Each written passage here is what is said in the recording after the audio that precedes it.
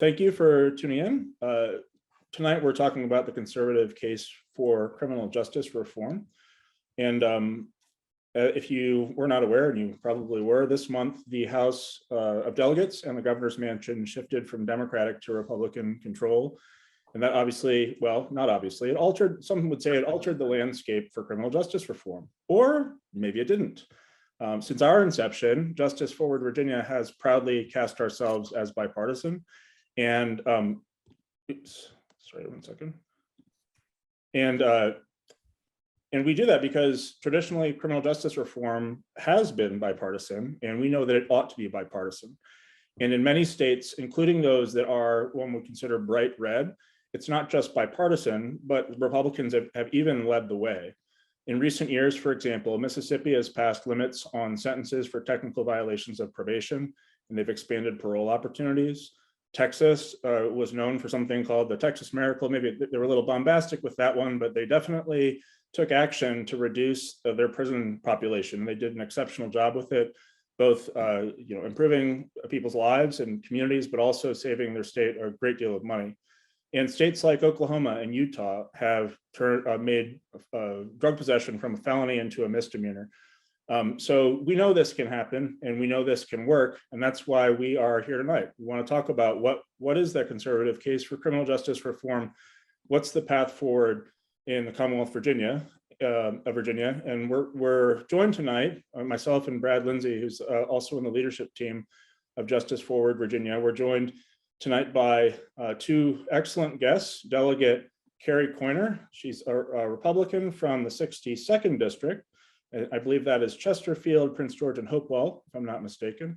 And Delegate Coiner was first elected in 2019 to the House of Delegates. Before that, she was on the school board in Chesterfield, and she is herself a practicing attorney. So welcome, Delegate Coiner. Thank you.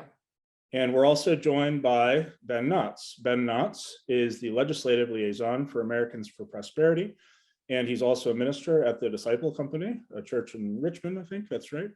Ben, thanks for joining us. My pleasure.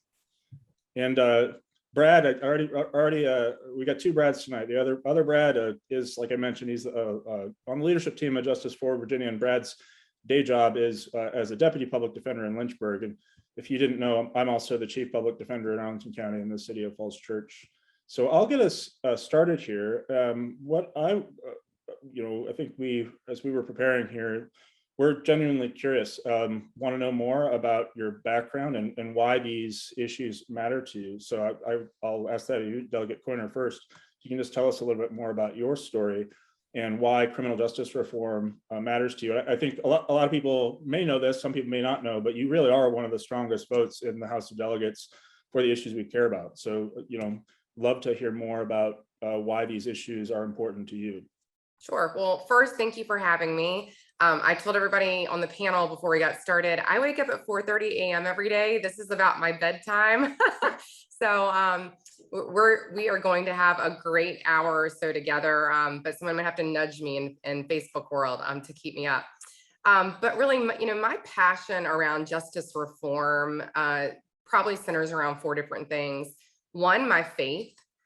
For those who have followed me, whether it was on the school board or before that, I really got into public service out of my mission work in my church in a lower income community. And, my faith tells me that I get second chances and third chances and all sorts of chances all the time. And I get a lot of grace and mercy. And I'm a big believer that others deserve that as well. The second thing for me, really from my service on the school board, when you see children coming before you for discipline matters, and you see children who are ending up in our juvenile justice system, and then you talk to adults who are incarcerated in the Chesterfield County Jail, and they tell you how their drug addiction started and how their criminal history started, and you really see that we need different paths forward for our children because they turn into adults in our criminal justice system. The third thing that really impacted me I have three children, and when my oldest was in third grade, my family took in a 17-year-old getting ready to turn 18-year-old who had been kicked out of his house, and he was a young Black kid in our community. I didn't know him. I got a call as the school board member who's connected to churches right around Thanksgiving and was asked if I could find a place for him to stay temporarily and couldn't. So he came home with me. And he had a rough life and he made some poor choices, but for having someone like me in his life to advocate for alternatives for him, he would be in jail right now in Chesterfield County. But he had someone like me who loved him and knew the system and knew how to get alternatives for him as a young person. And then fourth, I would say I am an attorney, but I can't get you a divorce or get you out of jail. I'm a civil attorney in real estate law, but I know that we don't get things right all the time. I stand up before a board of supervisors and I go and I argue with city councils and mistakes happen. And if they happen in things like real estate and representing small businesses and other government agencies, mistakes happen in our justice system. And so knowing that, those are kind of the four things that matter to me. Ben, how about you? Well, I grew up in the coal fields of West Virginia, and I was an hour from Walmart, just to give you perspective. Panera Bread. My wife made me very knowledgeable of how far we were from Panera Bread when we moved up there for a brief time, because she grew up in Amelia, even though it was very close to Chesterfield. So I took her up there, and I grew up in the middle of nowhere. There's not many people can say there's been Netflix documentaries made about how bad their community is with drug addiction, opioid abuse, overdoses, and incarceration. But I can, and I've seen that firsthand. And Americans for Prosperity is really the thing we are known most about is the economic opportunity positions we're pursuing, and those two things are connected for me. And I'll give you an example. My dad's been a pastor in the coal fields for over 40 years. He isn't rich. When the coal bust happened, a lot of pastors left the area, and my dad said, I'm supposed to be faithful and not popular, and I'm going to serve these people regardless of what what money's there for me to make. I'm here for them, not for myself. And so he stayed there, and we saw how how that misguided policy would drive people to make desperate economic decisions just trying to survive.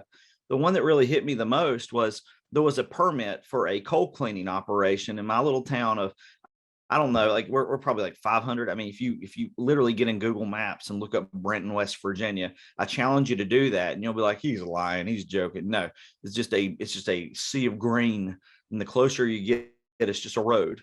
And they were going to put a very big production in there for cleaning coal. And there was a gas station there, and there was a lot of women that would serve at the gas station. And that was their American dream. I know that sounds crazy to some people. They were very happy there. They had friends there, and some permitting things happened. And long story short, the permit was denied, and a lot of the economic activity at that gas station went away. Guess what happened to the gas station? It went under. But this was their home. And so one day my dad's driving down the road, and he sees these women on the side of the road. Like, and I mean, where I grew up, there's like nowhere to pull off. It's just like there's a white line and a guardrail. That's it. And he's talking to one of these ladies, and they say, preacher, get out of here. And they're like, no, what are you doing? What do you need? Because our family is known for giving to that community. We've done a lot of things for the community. We backpacks, food drives, you name it. And she said, preacher, get away from here. And I'll never forget what she said to him. She said, preacher, I don't have anything else to make money on but my body. And if you don't get away from here, people are going to think you're here for that, and you're too good for that. And I just, in that conversation really hit me about how bad policy can drive people into economic desperation that incentivizes, a lifestyle that is criminal when people are just trying to survive. And I've seen that with the drug trade. I've seen that firsthand with people I had friends that worked for Norfolk Southern. That when the jobs went away, they're like, how can I make $60,000 a year in the area? And drugs were the alternative. And so I saw firsthand how economic policy is a justice issue. And I saw how firsthand how our government can make bad decisions that drive people to make decisions when they're just trying to provide the best way they can. And we incentivize these things. So that's what really made me see, wow, maybe we should reconsider what we're doing and how government can actually be the problem. So that's why I thought a lot of these folks deserve second shots because they were doing their best. And, I had friends that went to prison that I went to high school with, and they just thought they were trying to be cool. They were trying to be, to make an impression with their friends, and then they make horrible mistakes. But the benefit we have and where I grew up is geography. You might have a lot of going up in the mountains, but it takes a lot to get police up in a holler with a four-wheeler to catch people. Whereas if you're in the inner city, you've got a lot of police in a very condensed amount of area per population ratio. It's easier to catch people doing that. And so I empathize with people who had that experience, because it's my experience. It's just a little bit different in rural America and Appalachia than it is other places. But I digress. I'll be quiet, Brad. Well, Ben, thanks for that answer, and Delegate Coiner as well. And you guys both spoke about second chances. And I kind of want to go back to Delegate Coiner. The kind of first reason you gave was your faith. And I want to ask you, where do you see openings for people of faith to kind of become more involved in the criminal justice system? I think that you see this kind of on a micro level from time to time. Some churches become more involved, but where do you think you see either organizations or groups moving that are kind of behind faith-based organizations?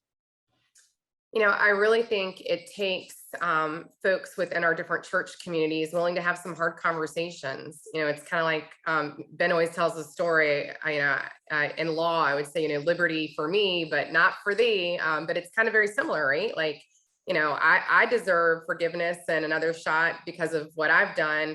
But I think yours is kind of worse than mine, so you probably don't. And we're all guilty of that. Whatever your faith background or no faith at all, we're really great at pointing out what's wrong with somebody else. So, I think having those hard conversations, which I think more and more of our faith community have been doing. I think we have some great faith-based organizations within the justice reform arena who are reaching out and doing a better job of building coalitions. Who may not have the knowledge of what needs to be changed within justice reform, but they're able to bring people to the table who go, I don't know everything about this, and it's okay to show up and be a little afraid, right? Because, dealing with crimes is a little scary and most people want to avoid it at all costs. So even talking about people who've committed crimes strikes some fear in folks.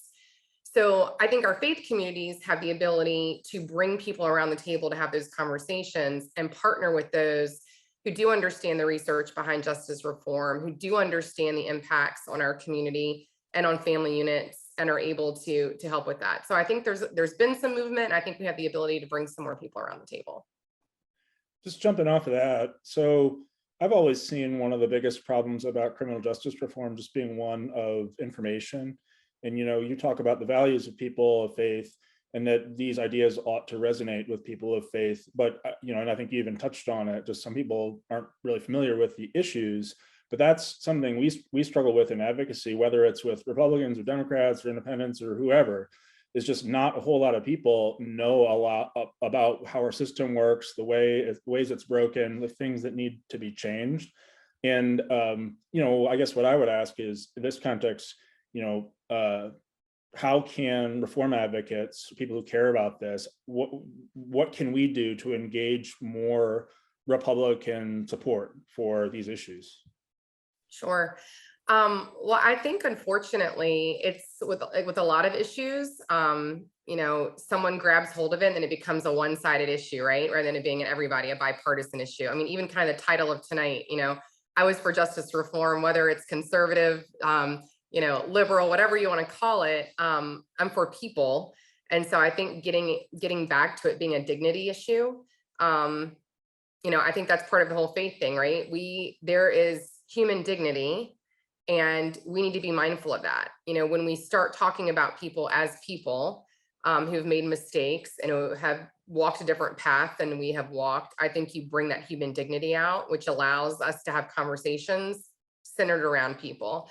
I also think with folks who are conservative, one of the things that's really hard to argue with is this idea of liberty, right? I mean, I'm a firm believer we can have safe neighborhoods and safe communities and increase our liberty. And that's a really important issue to conservatives and Republicans. We want liberty and we want freedoms. And then I think the other is really looking at the cost You know, we talk about all the time how we really need more support for recovery for those suffering from the disease of addiction. And we have folks suffering from mental health issues and the things that we need. And we have the ability to make some reforms and save some dollars and put them to some good use to keep more people out of our jails and our prisons. So I think those three things, focusing on it being a human issue, that human dignity, really centered also around cost. And then finally, you know, safe communities coupled with protecting and maximizing liberty is important. Yeah, the cost issues, that's one that I know some people like on the left or progressives don't love it as much, but it, you know, it makes sense wherever you are. I mean, we only have a limited pie, a little limited pot of money, and there is so much money right now going into arrest, prosecution, and incarceration in Virginia. You know, I know one topic that came up a lot during the campaign season, at least with, you know, certain campaigns, was the issue of parole boards. And it was frustrating to me. I mean, setting aside whatever people think about how the current parole board has operated, you know, just what was left out of this conversation were things like, for example, parole was abolished 27 years ago, and most of the people who are being considered for parole are like over the age of 50. And if you look at our prison population in Virginia over the past 12 years, it's the prison population percentage of people who are 50 years of older has gone from 13% to over 22%. So you just, and we don't really think about that. You know, we think about what, you know, the way these campaigns look, or, you know, what's going to win votes. But when you think about that, you know, when you have a whole crew of people, thousands of people in prisons who could safely be in the community, who've served lengthy sentences, but they're there still, the cost just of their health care to Virginia is hundreds of millions of dollars a year, like literally hundreds of millions of dollars a year. But just like that information deficit is something that doesn't really get through. I guess, you know, they say in politics, if you're explaining, you're losing. And that's something, you know, I think I got it out in about 30, 45 seconds, but, you know, that doesn't really fit into a TV ad necessarily.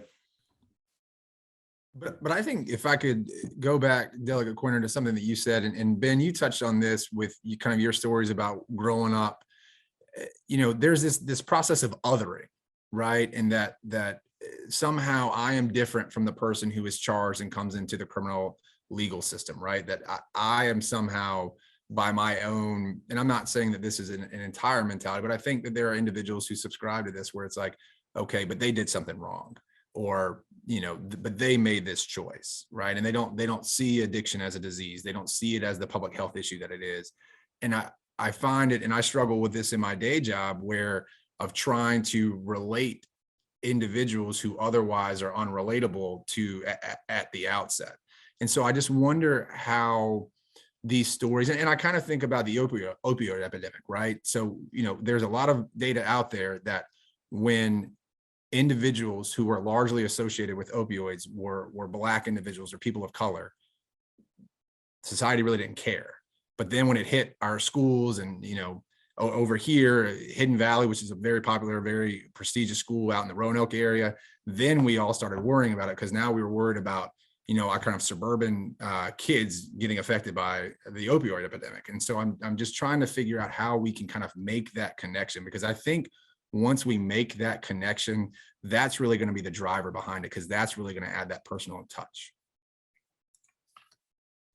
I think, Brad, you know, if you look at, like, in my community in particular, I think one of the things that has made a difference are those who have been incarcerated and are now doing the work of recovery, being willing to share their stories and not being afraid. And I think our recovery programs have done a great job, at least in my community, of helping individuals find their voice to go out and talk to the public about why this work is so important.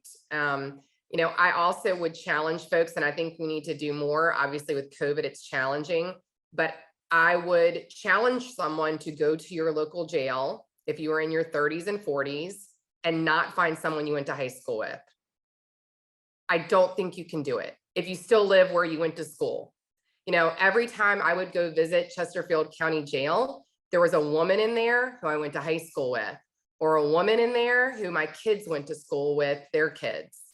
It is it impacts so many people. And it's easy to say, well, not someone like me, right? Until you show up to the jail and there's a school teacher who's incarcerated and there's a nurse who's incarcerated. And you go on, and there's lots of people of all different backgrounds, because drugs and circumstances in life hit everybody. And so I think that's a big part of it. I think we need to increase where people see that this is an everyone problem. It's just not one group. And I think that's to our advantage. You know, I agree with you. I had the same problem when I was advocating for school funding, when it was solely focused around talking about our Black and brown children who are the most behind in school. It was harder to get people to rally than when you made it about, well, it impacts everybody. They're impacted the most, but the fact that they're so far behind is impacting your classroom too. And it is unfortunate, but we are human and we're centered around me, right? I only have enough time to focus on what's impacting me. And it's unfortunate and sad. That's why it takes people like all of us, right? We're advocates that can go out and bring people around the table. So that's what I think. I think we need more interactions with our jails. I think people need to realize that their jails are part of their community, and the people who live in there are their neighbors. And they have stories to share about how they got there and what they need to recover and become your neighbor outside of jail again and be productive. So thanks. And I think our recovery folks are doing a pretty good job of sharing their stories. Ben, did you want to add anything to that? Well, I don't want to go back too far, but you know, as a pastor and somebody that lived in it, you know, the question when people ask me about criminal justice reform from a point of faith, not like this isn't talking points from Americans for Prosperity, but you know, I look at Jesus, and Jesus looks the governor Pontius Pilate in the eye, and Pontius admits, you're innocent. But there's an angry mob down there, and this mob is saying, crucify him, crucify him. And he's like, all right, I'll wash my hands of this. He admits Jesus is innocent, and then he beats him, and then he crucifies him. And Jesus's response is, forgive these people. They really don't know what they're doing. And that kills me. Like, I mean, that chokes me up. It's thinking that here, you know, the system is messed up, and you're praying for the people that are participating in it because they just don't know any better. And so I don't demonize anybody that's on either side of the system. It's that a lot of people, if they knew where other people were coming from, or if they could believe, their behavior would change. And you see the centurion, the policeman, if you will, after Jesus prays for him and then he dies, he says, surely this was the Son of God. And that shows you how love can overcome fear and how love can overcome evil. And so I always give people the challenge to, you know, no matter what side of the issue you're on, whether you have been, or whether you're in the system and you feel like you're suffering, or whether you're outside of the system and you feel like at the end of the day, people don't care how much you know until they know how much you care. And so I believe in lawmakers on both sides of the aisle. I believe they have a conscience. I believe they pursue what is good and what is righteous. And I believe if they say they follow that man, that they can believe that, yeah, we can improve on our justice system. Yeah, we should cheer for everyone to be kind and loving no matter what side they're on. And yeah, we should believe that anybody can be redeemed, that anything is possible. And that's the point I come from. Yeah, there's you know, I always remind folks that there was a guy named Barabbas that Jesus took his place. And if you look at that story, and he was accused of murder.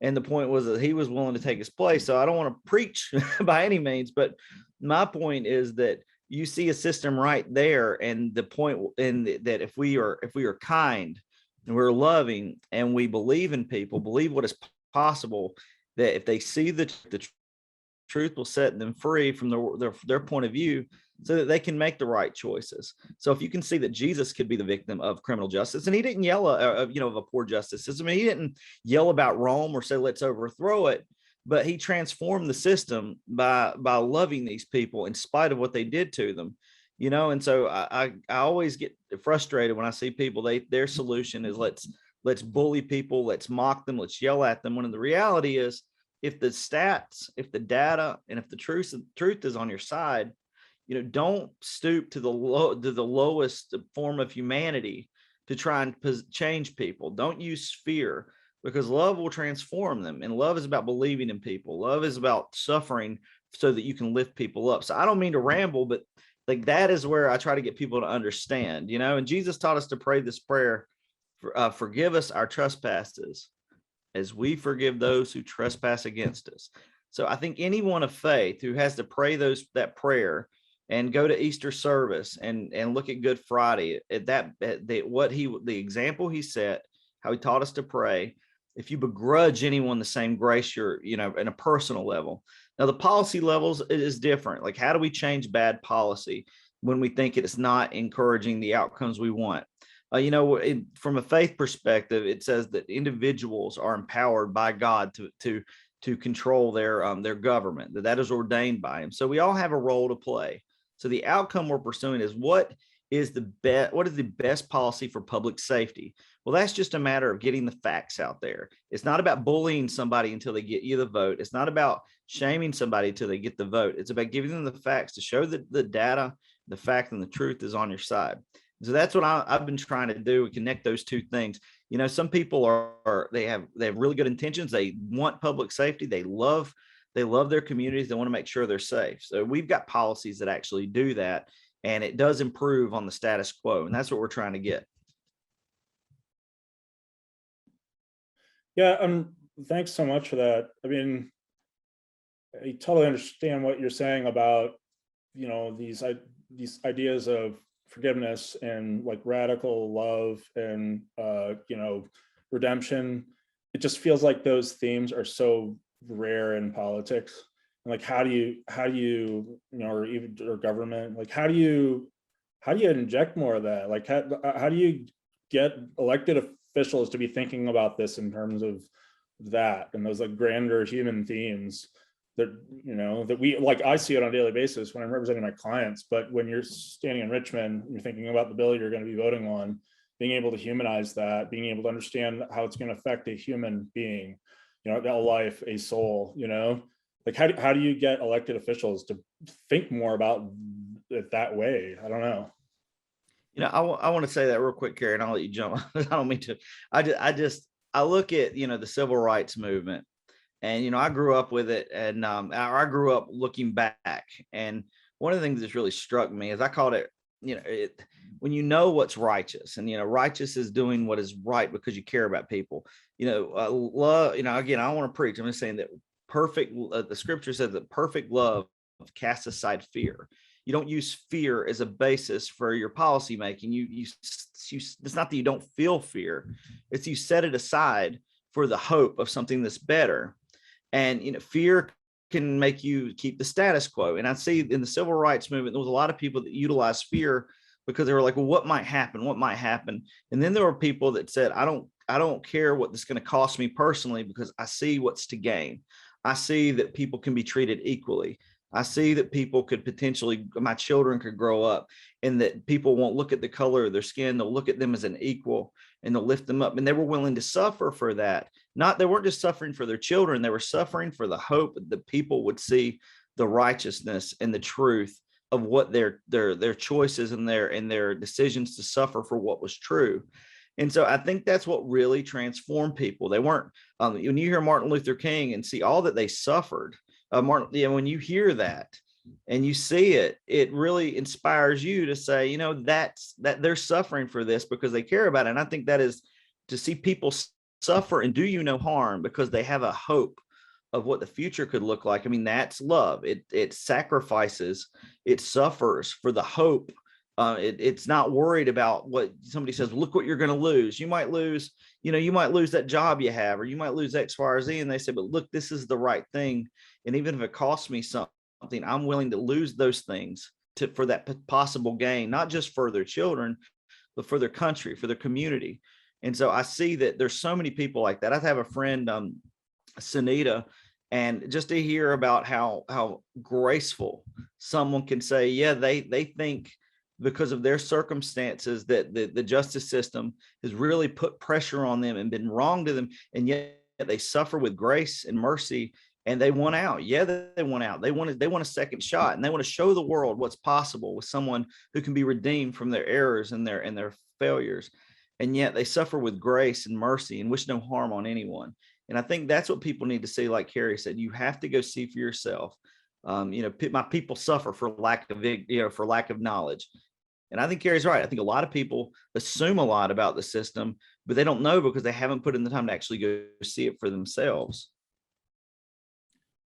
And I guess Delegate Corner, if I could kind of take off what Ben said, there are legislators on both sides who don't see and who have not gone to the jails, have not taken an active interest in criminal justice reform. And you guys are incredibly busy and the timing is tight when you guys get into session. So I guess the practicality of it all, like how do advocates convey this message to your colleagues in that concise time when they have to meet? And what do you think is kind of the best either strategies or tips you can give advocates in kind of pitching that to your fellow colleagues? Sure. Well, it doesn't happen during session. I'll tell you that. That's what I will say. It does not happen during session. The work is really put in and all the other time of the year where you have time to build relationships and you have time to schedule visits and you have time to do those things. I think that's part of the problem, right? Is we kind of wait until session occurs and then everyone's bombarding you with what they want. I felt like a fire hydrant exploded on me last week with emails and phone calls. And I've been working on bills for months, right? Like I started back in June working on the bills that I wanted to work on and bring forward. So I think that's part of it. And then I think people, when that happens and it's this feeling of being bombarded, well, was this issue really that important? Why haven't I heard about it since we left session the last time? And I think even for folks that may not serve on a committee that your bill is going to come in front of, I think it's really, really important to seek out and try to build understanding and knowledge with as many members as possible in the body. Because while they may not serve on that committee, we all have friendships and we all have sidebar conversations. I sat in my office and we had a long recess while we were on virtual and some of us were in the Pocahontas building and, shared with some of my colleagues who disagreed with me why I was voting a certain way, why I was carrying the automatic expungement bill as a chief co-patron on that, why it was important to me. And so I didn't, that was something that I had the opportunity to share. And so that's what I would say, seek out members who are relationship builders and you can kind of figure out who they are, right? Because I will agree with Ben, you can't shame someone into a vote. You can't bully somebody into a vote. You have to work towards understanding why the issue is so important to people. And I do believe the majority of folks can grasp that if you have that ability to have a conversation with them. I actually remember that distinctly. I remember you bringing it up during a subcommittee hearing, kind of this sort of dynamic with members like your colleagues across the aisle, specifically with respect to the probation reform bill. I remember you commenting on just having conversations with Delegate Scott and being persuaded just by, and I mean, I imagine you knew about the issue to begin with, but yeah, and actually another one came to mind just immediately was some comments that you had made about defelonization of drugs, because I know that Delegate Hudson, I think, had also had some personal conversations with you. So, I mean, it's good to know that sort of spirit of collegiality and is working on this issue in some respect, at least in your office. In my office, y'all can come hang out with me.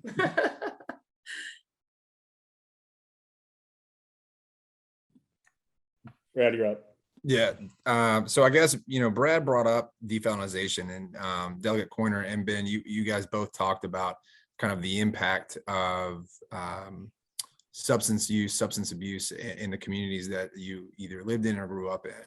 And so this is something that I think that you've seen traditionally red states kind of take the lead on this issue, what you would define as red states take the lead on this issue. And it's because it's not this liberal idea or something of that nature, but it seems like just a generally smart idea, a bipartisan idea that we need to start treating individuals who suffer from addiction or suffer from substance use disorders as a public health issue as opposed to a criminal penal issue first. So I want to ask, either one of you, what do you guys think it'll take? I know Delegate Coiner during session, one of the things that you had mentioned is where are the resources going to come from, right? Because the defelonization is a great piece, but how do we how do we compensate for the public health issue, right? Because we're going to have individuals in treatment, and treatment's not an easy thing and not an inexpensive thing. So I guess that I'll turn it over to you. Yeah, so I do fully support minimizing and eliminating our jail time for those for nonviolent substance abuse issues. And it is extremely frustrating that right now some of our best immediate recovery support is coming from our jails because we don't have enough supports out in the community. And unfortunately, when we saw a whole bunch of extra money show up for recovery, some bad actors showed up and aren't really helping people, right? They're just taking government money and making a dime. And, I sat with a mother whose daughter overdosed because of a bad actor in our community who, court sent her to the recovery house and they didn't take her in immediately. And she OD'd by the time she was getting ready to move on to the next place. And that just happened during COVID. So, I think a couple of things. I think one, we have to ensure that for our neighbors who are suffering from the disease of addiction, that we are guaranteeing the quality of the recovery programs in Virginia that they're entering, that we have confidence that the people running them are there for the right reasons. And I think we get that by ensuring we're collecting data. And, and I think we give more money to the folks who are doing the best job on helping people on that road to recovery, helping connect them with jobs, helping to ensure that they're checking those boxes to be able to live outside of that recovery home. So I think that's a big one. And I think we've also eliminated the ability for some of our religious affiliated recovery homes to be in that support. If you look at the things that help people successfully stay out of jail once they get out, your family, right? For folks who happen to have family around, if you got some kind of education or vocational training while you were incarcerated, if you have a connection to a peer support, like a mentor network. And then the last one is faith, like whether we like it or not, because I know some people don't agree with me, but for a lot of people, faith is what holds them together in this. And so we've excluded, just because they have a religious affiliation, some folks who are able to provide supports. And I think we ought to be, instead of deciding whether you're religious affiliated or not, let's look at the data. What's the success rate that we're seeing from folks? So we had a big conversation about, how do we decriminalize without having the supports in place? And I think we need to do a lot of work around what would it cost and how long would it take to build up those supports and phase that in. We start looking at a phased in approach, because we also don't want to leave people where you have nowhere to go. And then what started off as drug use, because you're trying to support that drug use, then turns into another crime that you're still going to end up incarcerated over. So we need those support systems in place for individuals. But I want to keep working on that issue because it is so important. We shouldn't be housing and keeping folks in jail over substance addiction.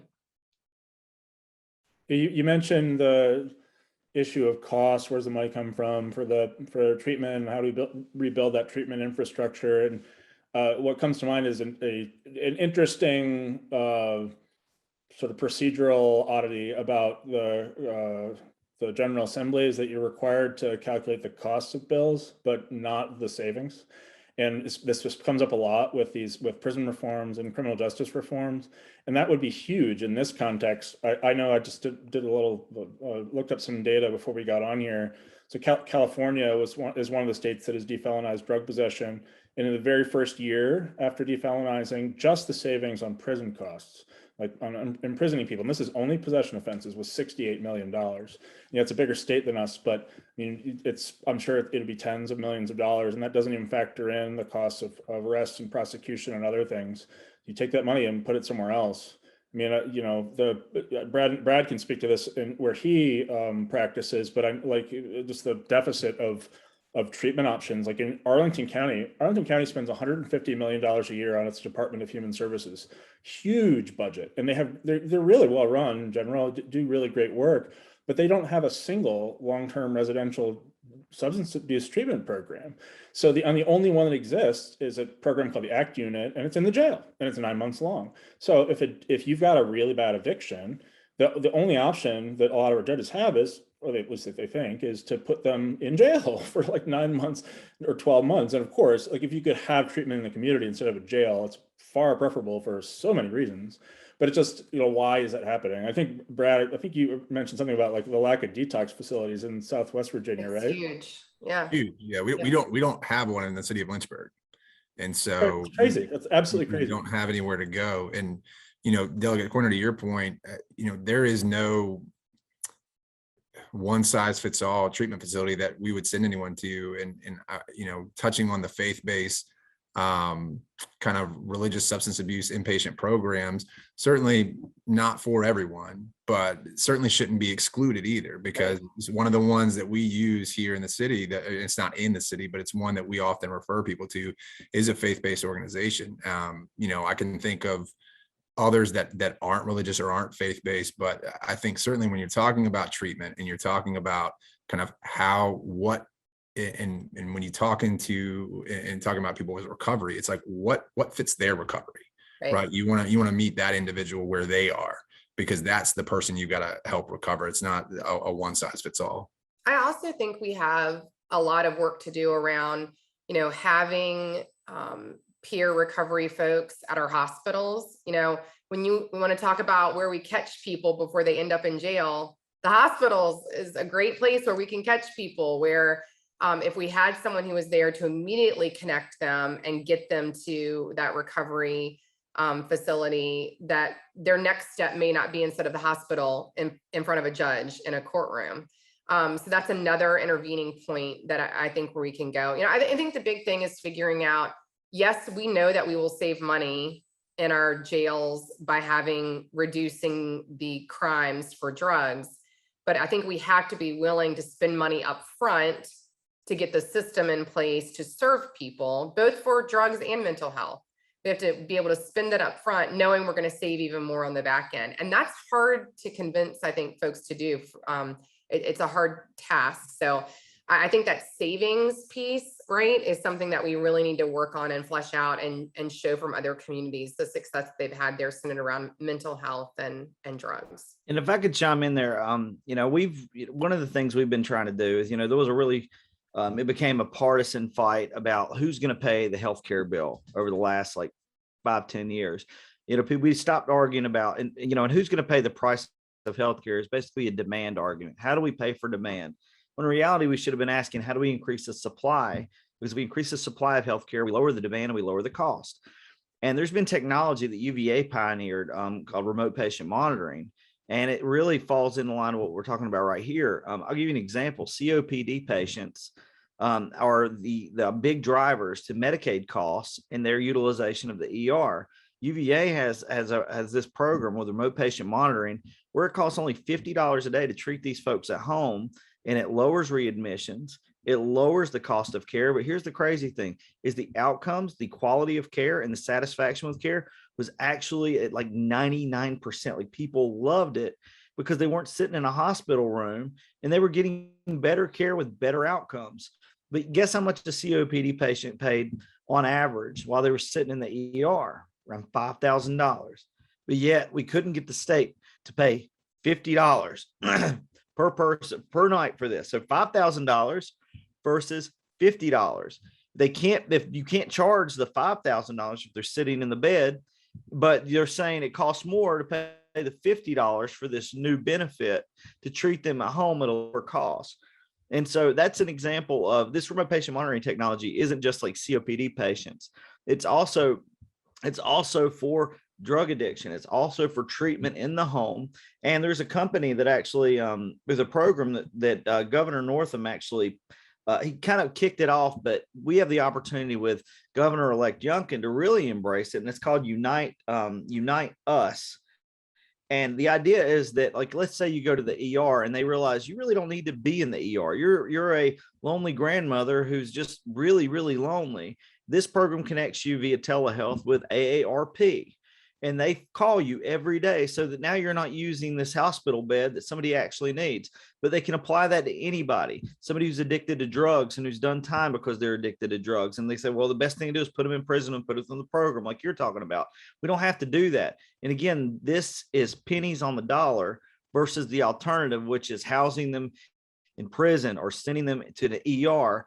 This is pennies on the dollar for better quality care, better outcomes, and it's much more accessible than sitting in an ER and exposing yourself to things like, COVID-19 or whatnot. So there are so many opportunities, but the business models that are in place, there are perverse incentives to keep things in place because people don't know how to change their business model with their Medicaid dollars and whatnot. So I'm hoping we can get something like dynamic scoring, because we passed some remote patient monitoring language in the future, but hopefully we'll be able to do that very thing with some of this Unite Us program and some of these other ones we've been talking about. I love this conversation. One thing I wanted to share with the people who are watching, since I think the first time you hear this, I mean, I don't know. Well, I think Ben, you're my age. I'm not going to speculate on anybody else's age, but I know growing up in the era of the war on drugs, it's so drilled into our brain that the drugs are these harmful, scary things. So when they must be punished severely, and so when you hear something like, oh, we're not going to treat it like a felony anymore, it's like, oh wow, that sounds like it's really radical. Well, 18 states have actually defelonized drug possession, including many red states: Mississippi, Wyoming, South Carolina, Tennessee, North Dakota, Iowa, and actually the two most recent states to defelonize were, as I mentioned at the outset, Oklahoma and Utah. And in Utah, the votes were in the Senate 23-0 and 67-2 in the House. So, this is just all we got to do is have a conversation like this. Just have this conversation with more people frankly, there are just as many people, honestly, probably in the Democratic caucus who need to be convinced of this as the Republican caucus. But you start having those conversations and you win. You win the argument and people get convinced. Yeah. Well, I think when what I saw on the school board, parents truly did not understand how chemicals impact the brain with using drugs, right? It becomes an addiction because of what the substance does to your brain. And then you can't stop it because you even start having that craving before you even use it, because your brain chemicals know just by the thought of it, what's going to happen. It's that strong. And I think we've done a better job with, in the education system, of switching how we talk to kids about drugs in our health classes and in education.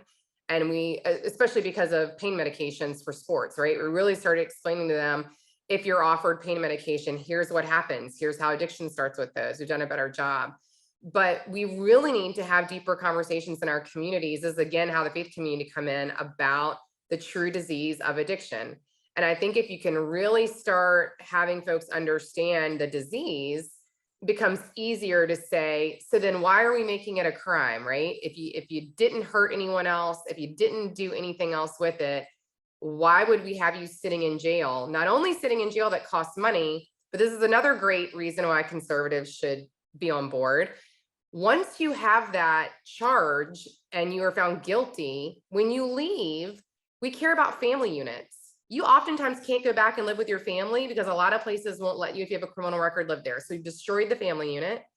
You can't go get a job that most other people can get. I have a young woman who I went to high school with who has been on her road of recovery for many years. I've been her reference for so many jobs. She can't pass the initial screening because of her drug record.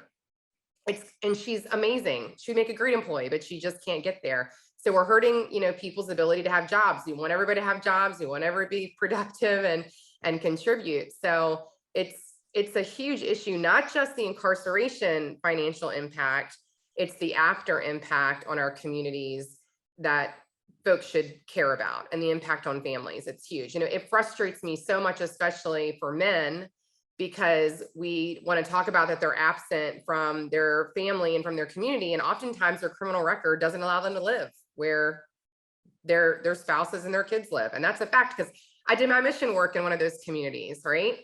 And so that is frustrating for me. So for nothing else, for conservatives, really looking at the cost and the importance of the family unit.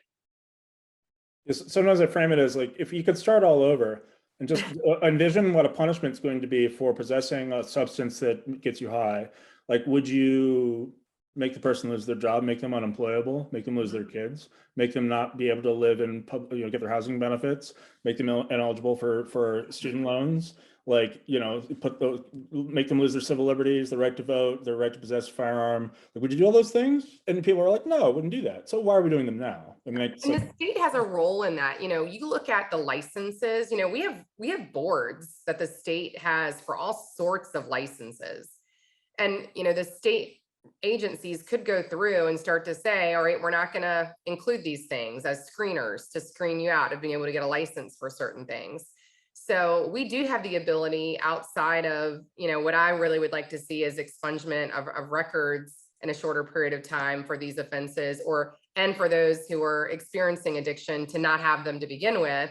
But there are other ways that we can help people get opportunity until we fix it. But I hope we fix it sooner than later. And let me add to that real quick, because I think it's really important that people understand that the more things you criminalize, the more crimes there will be and the more criminals there will be. I remind folks a lot of the time that, a lot of right of center people will oppose cigarette taxes. And so when you think of a person like Eric Garner, who was killed while they were enforcing a cigarette tax, it should be common sense that we say we should only, Delegate Nick Freitas used to say this all the time. He used to say, why are you such a big fan of force? Because the government is just force, and everything you say, this is illegal. It's now a use of force. You're saying it's okay to use force and it's okay to incarcerate someone over this law. So whether it's cigarette taxes, whether it's something as silly as banning somebody working over an employer or a homeowner saying, I'm going to work you want to come to my house and clean my house for certain hours a week, and I'm just going to give you that opportunity. The more things you criminalize, the more things become crimes, the more people you throw in jail. And so this is why I think it's so important. The United States has layers of laws. You've got the federal laws, you got the state laws, you got the local laws. And so you have so many different layers of laws. And, a lot of people are just trying to survive. They're just trying to make a buck the easiest way they can. And so for me, when you hear people talk about the this right of center perspective on criminal justice reform, or it's public safety, I think the best way to have public safety is to make it as easy as possible for people to succeed, and to really look away from the opportunity, incentivizing illegal opportunities to prosper. And and I've seen firsthand where I'll give you a real good example, Brad, either Brad. But my brother-in-law runs a gas station, and he said people come in there all the time and they try to sell him Coca-Colas, and they're coming there with cases of Coca-Cola, and these are poor people. I mean, look at our poverty level where I grew up: Wyoming County, West Virginia, McDowell County, West Virginia. Just Google it. I'm not full of it, I promise. And they were taking their food stamps and their vouchers, and they were buying Coca-Cola in mass and going to gas stations and trading the Coca-Cola for cash. Because they didn't want that. They wanted cash. They didn't want the vouchers. They wanted cash. They were very, very entrepreneurial with the resources they had.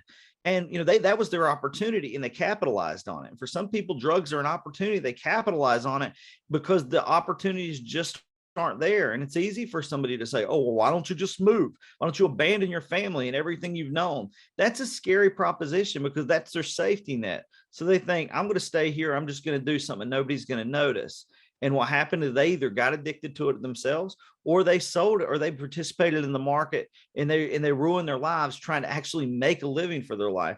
And I had a family member that worked was working on a beer truck, and they dropped the keg, come rolling off, and he caught it, and he pulled his back out. He messed up a disc in his back. He went to the hospital, and we just didn't have quality of care where I grew up. Their solution for him was opioids. And he stayed in that hospital. He got addicted to drugs, and then he got addicted to stronger drugs. And the next thing you know, he somebody I went to high school with. He is out there. He's abandoned his wife. He's abandoned his kids. And to this day, he's came out of it. But he said, and this is like almost 15 years later. He said, it was like somebody else took over my life, and I wish I could go back and beat the living crap out of that person because they just know any better. And I think that's the thing that really frustrates me, is people don't understand that, a lot of this time it's like people have pain that they're not dealing with in the right way, and they have opportunities that they're not saying no to because they're not trying, because it's easier. It looks like a clear path for them to succeed. In reality, that's why I think it's so important for us to say it's not just, you can't just say, oh, these people made the decision, it's their fault. Because a lot of times policy drives people to desperation, and desperation can cause people to ruin their lives, actually trying to provide for their lives to get acceptance from the community. And I think people forget that. And that's the most heartbreaking thing about the whole situation. Can Yeah. I just jump in real Yeah. quick, Brett? I'm sorry. And I think for all of our advocates out there, language really matters, especially when you're talking about the disease of addiction, substance use disorders, however you describe it. And Delegate Corner, I want to point you out that is how you've said it the entire night, disease of addiction. And that's because, I mean, you have educated yourself on this. You have lived this issue in terms of in your community, but that is how I think we best reframe this issue into the public health issue it is. And Ben, like you're talking about, this isn't a situation where someone really chose this lifestyle, right? Like everyone has that example where someone maybe did do that. However, individuals aren't choosing to destroy their own lives. They literally, as the chemical makeup in their brain is fundamentally changing. And the last thing that I'll add on the advocate piece, if someone relapses or otherwise falls into use again, this is not a failure.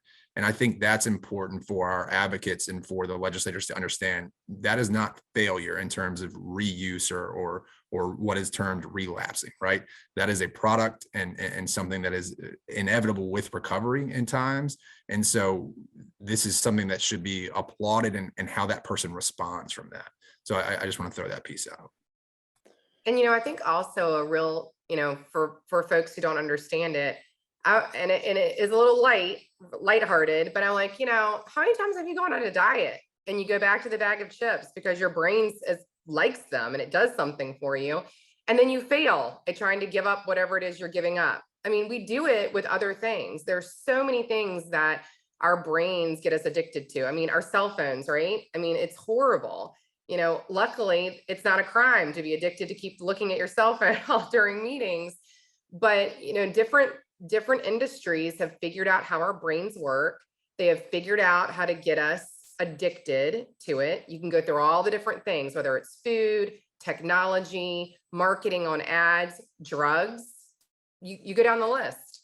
And so when you start to explain to people, this is a brain issue. This is a disease that is impacting the brains of people in our community, and they need our help, and they're going to slip up because their brain doesn't change. It's still wired that's what it wants. And we can do everything we can to support them in that, just like we would do for any other disease. We help people with diabetes. We help people with cholesterol. You list the diseases we help people with, and we don't give up on them when they don't eat right. We could send them back to the doctor and we say, let's start again. I mean, we save them. Hey, and I don't want to cut you off, Carrie, but I think this is, I appreciate that example, and I don't want to exclude, there's a lot of other people in jail that, other than, people that are addicted to drugs or they did that. And, I just want to say for those folks, they were trying to fill some gap in their life. I had friends who broke the law. They hurt people very badly because they were trying to impress somebody else. They were trying to show that they were the toughest. They were trying to show they were the fastest driver after they had went to a rave up in the coal fields, a kegger, and they harmed people, and they harmed them greatly, and they regret this. And there's a lot of people that I think it's easy for us to talk about, and I think we all get it. And I hope that everybody gets that addicts that can be, that there's treatment, and they can treat this disease. They can transform their lives. But I think a lot of people will say, well, that's good for them, but what about all these other guys that have done this? And I think, when we know someone is in this position, when they know someone is in the system, we look at them as not as like objects that we're there to point at and hate and say that's the worst of society, but we look at them in the same way. Everybody who usually does wrong is trying to fill some kind of gap in their life. I know kids, they were trying to brag and show off, and they ended up being an accessory to someone losing their life. I remember there was a place called S Curve where I grew up, and they put a beer bottle down on the bottom of a river, and they were telling everybody to do toothpicks. You know, you jump off the creek, you jump off the rock, and you land down on the bottom of the river. And somebody thought that'd be funny to put some broken beer bottles down there, and the guy ends up with a beer bottle in his foot. You know, and these are teenagers, and they just think they're being funny and stupid, and they don't understand what's happening, what the consequences are, and how it's going to impact them for the rest of their lives. You know, and I think it was seeing all that is there's a lot of people, they've made a lot of choices trying to fill some gap in their life, and the consequences are they're there forever. And because of that, people are saying we write them off. We can talk about all of these other cases, but let's write them off. And I think as a part of public safety, in order to avoid those people, for other kids making those decisions, we have to look at those folks as well to say, what's the opportunity for them to rejoin society so that people can learn from their message. Our children can learn from that to say, don't go down that path. And I think that, you know, it's easy, again, for the stuff that's like, you know, we all get some things, and I hope everybody can get the addict portion, but there's a lot of other people that have made stupid decisions trying to be cool, trying to be, you know, trying to fill that gap, and they end up destroying their lives and other people's. So I hope maybe that's another conversation for another week, but I really hope we can have that as well. But in the short term, I'm very proud of Delegate Coiner, and I hope she's going to be really pursuing this the expungement issue, and these and especially helping treat people that are dealing with this disease and suffering this daily. You know, Brad, I think, well, you know, one of the things what's been said, I think sometimes in justice reform, sometimes we can be our own worst enemies. You know, I look at the mandatory minimum bill that ended up dying for it not being perfect, right? So, you know, where you had some folks in the Senate who said, if it doesn't take care of everybody, then let's just not do it. Well, that's not helpful. You know, sometimes we have to take some steps in the direction we want to go in an area where we can build a coalition around, show that it's effective, and then use that showing that it's effective to then go and do even more. And sometimes we can be our own worst enemy, wanting perfect rather than what we're able to get. And so trying to find wins, I think is really important. Where can we find where it may not be everything that folks want in a certain area, but we can take a step in that direction. That was actually, I don't want to keep you all too much later, because we were going to try to wrap up in an hour, but one issue, you brought this up, and one issue that I guess I assumed erroneously might be dead in the water at this point, but both of you brought it to my attention as an issue you wanted to discuss tonight was mandatory minimums. So, I mean, I guess Delegate Coiner or Ben, either of you, why is that a priority for you? And I guess, why do you still have hope that we could get some traction with that? Well, you know, I think the way it came out of the House would have been okay, but for its fiery death in the Senate, I think. You know, I tell people the story all the time. Gentlemen in my community got mixed up in drugs, went before the judge, and the judge said, all right, I'm going to give you, you know, X amount of months to go get clean, and then you can come back before me, right? So he gives them time. He goes, he gets clean, he gets into a recovery program, they get him a job, he comes back before the judge, and the judge is like, you've done a great job, you're clean, you got a job, this is great, but I'm required to make you serve X amount of time. Now, here's a guy who got a job, you know, did everything he needed to do to be on his road to recovery, and yet because we have a system that says you're required to serve a certain amount of time, he's going to lose, he lost the job. It's crazy to me that we can't, you know, but for perfect, what some viewed as perfect, what they wanted, we can't at least start to, you know, move in the direction of allowing our judges to have the ability to look at, are there opportunities for diversion? Are there opportunities for rehabilitation? You know, we have all sorts of fancy electronic monitoring. If we really want to know where you are, we can know where you are. If we want to ensure that you can only stay home and you can only go to recovery and you can only go to work. We have alternatives that we didn't have a long time ago, where we can tell where you are and keep you out of our jails and keep you working and keep you in recovery. So that's why I still think we have to have the conversation, because where we were around looking at those drug violations, I think is a starting point that we should try to come back to. Ben, did you want to chime in? Yeah, you know, I'll try to give a personal illustration of this. My son is a very passionate little boy. He's 5 years old. Everybody says that he is a reincarnation of me, and that and I'm getting everything I deserve. My mother will tell you that I was not the easiest child to raise, but I digress. And he likes to fight. You know, he's really hands on, and he's got a little sister, it's too. And one day he hauled off and he got mad over her taking his iPad, and she was watching Peppa Pig. I'm not a fan of Peppa Pig. I get annoyed with it because they play it all the time, but I digress. Um, he turns around and he smacks her. And I'm just like, what are you doing? You can't do that. You can't just go around smacking people, son. So I say, you're in timeout. So I put him in timeout for 2 minutes. And I go over there and like, you learn your lesson? Yes, Daddy, I learned my lesson. He goes back in the living room.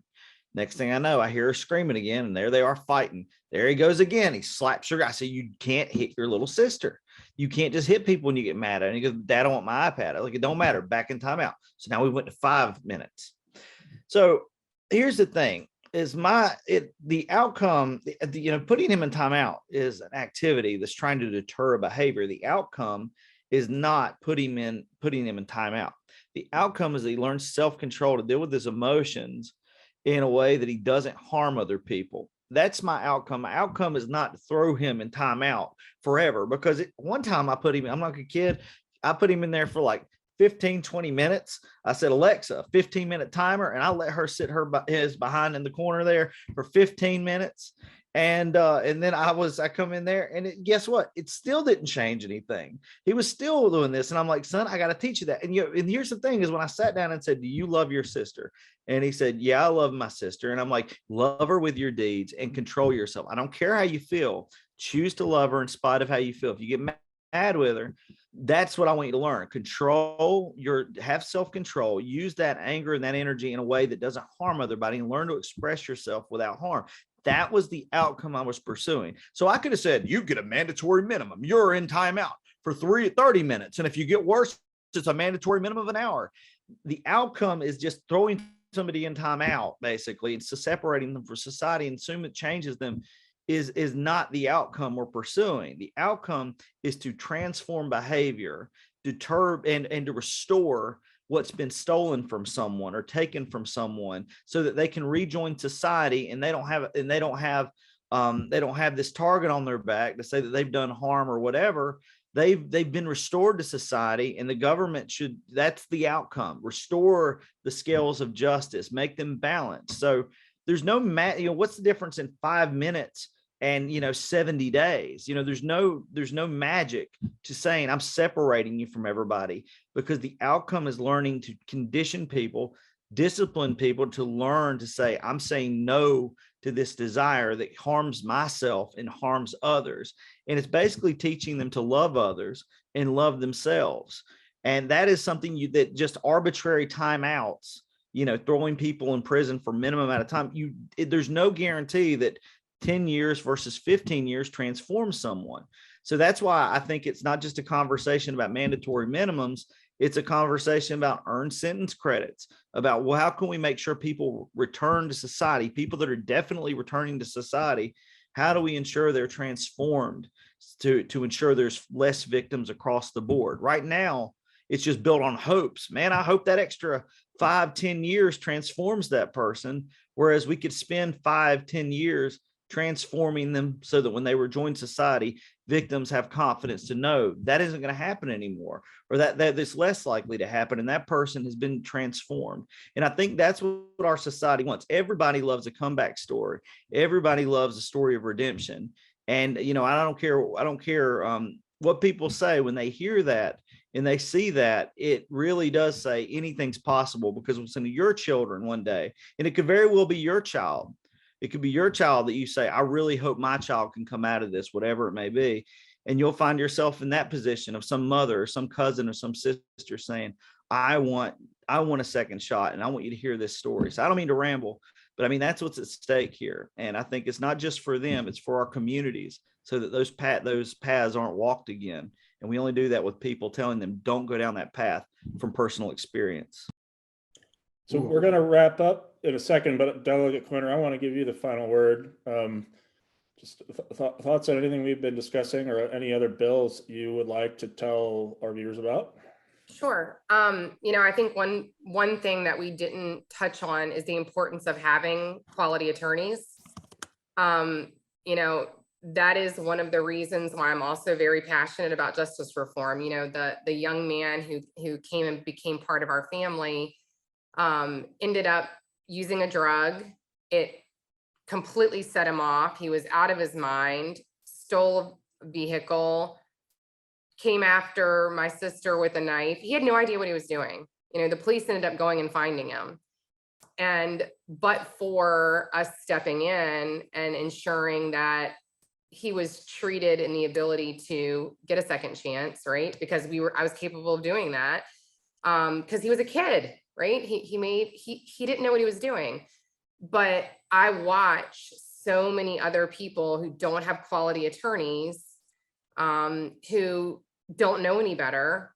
And unfortunately, you know, what people get paid to defend folks determines how much time you can spend, you know, because whether we like it or not, our attorneys have to also make a living. And so, you know, the importance of having good quality defense attorneys in our communities who can defend folks who don't have the financial means of hiring their own quality attorney is so important, because it does matter. You know, being a practitioner, it does matter. Walking alongside individuals in our community who've made bad mistakes and they can't afford an attorney to hire on their own.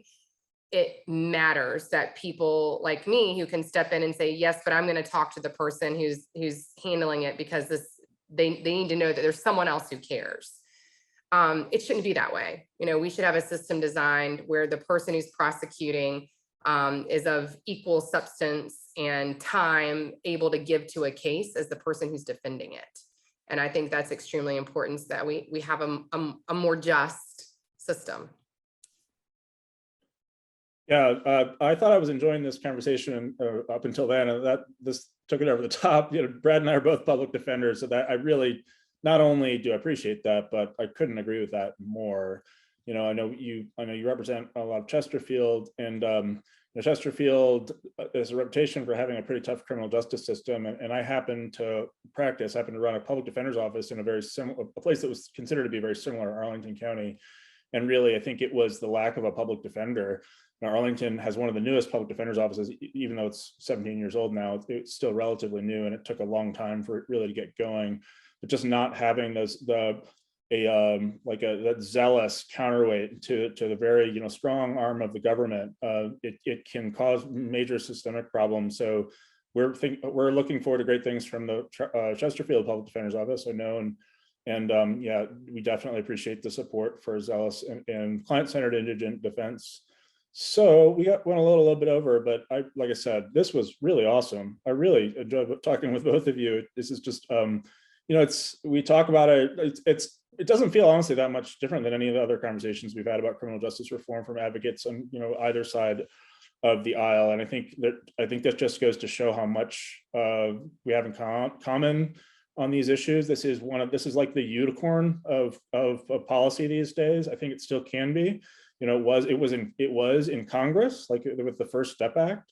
That was Donald Trump's bill, and it gained bipartisan support. And it was a very meaningful bill. And if they can do it in a gridlocked Congress, like in the federal system, we can absolutely do it in Virginia, and we can make tremendous steps forward. So I would also note, after tonight, or after this, I'm about to get on my Twitter space. So if anyone who's watching or anyone else, well, if you're not watching, you're not going to hear me say this, but if anybody wants to talk more about criminal justice reform, either about the topic of our discussion right now or about just criminal justice reform more generally in Virginia in the next session, it'll be fun doing that. Been just participating in a few of those, and they go really well. So, and we would definitely appreciate your support as Justice Forward Virginia. You can look us up on social media, follow us, like us, but also we very much would appreciate any support you can provide. We did just start a fundraiser today, which are some nice, it's merch. We've got our first bit of merch. We got t-shirts, and we got sweatshirts, and even clothing for your children. So check us out on social media, and we definitely look forward to continuing the dialogue. Ben, with you, Doug at Corner with you, and with everyone who's watching tonight. And yeah, let's keep our heads up. Let's keep a positive mental attitude, and let's get to work. So thanks a lot. Thanks again. Thank you guys. Have a good night.